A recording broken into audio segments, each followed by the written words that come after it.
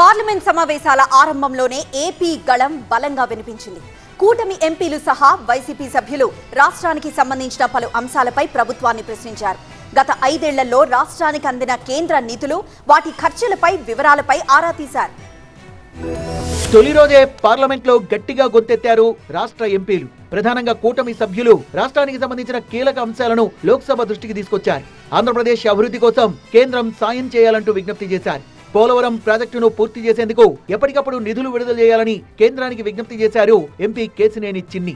రాజధాని సహా పోలవరం ప్రాజెక్టులకు సంబంధించి గత ప్రభుత్వం పక్కదారి పట్టించిన కేంద్ర నిధులపై ఆరా తీయాల్సిందిగా కోరారు మరో MP Prasad Rao. The Polavaram irrigation project is a true national project that will benefit 6 states in India.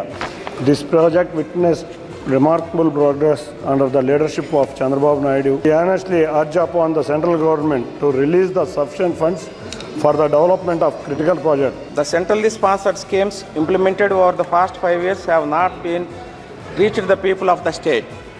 This is highlighted in the white papers released by our Honorable Chief Minister Sri Chandrababu Naidu Garu, especially in the ones related to Polavaram irrigation project and the development of our capital Amaravati. AP ఎంపీల ప్రశ్నలకు సమాధానమిచ్చిన కేంద్ర సహాయ మంత్రి పంకజ్ చౌదరి ఏపీకి సహాయం చేసే విషయంలో కేంద్రం వెనకడుగు వేయబోతున్నారు. రాజధాని పోలవరం సహా పలు అభివృద్ధి పనుల కోసం ఏపీకి గత 5 ఏళ్లలో 35,000 కోట్లకు పైగా నిధుల్ని కేటాయించామన్నారు.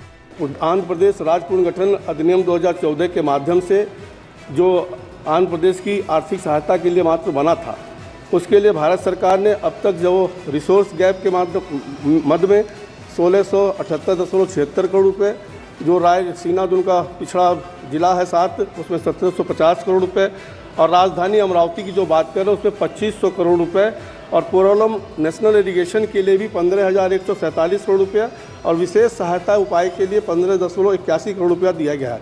लगभग 35,492 करोड़ रुपया अब तक भारत सरकार आंध्र प्रदेश सरकार को दी. సభలో తొలి రోజే ఇలా ఉంటే రాబోయే రోజుల్లో ఏపీ ఎంపీల స్వరం పార్లమెంట్లో మరింత పెరిగే అవకాశం లేకపోలేదనే చర్చ జరుగుతోంది ఇప్పుడు.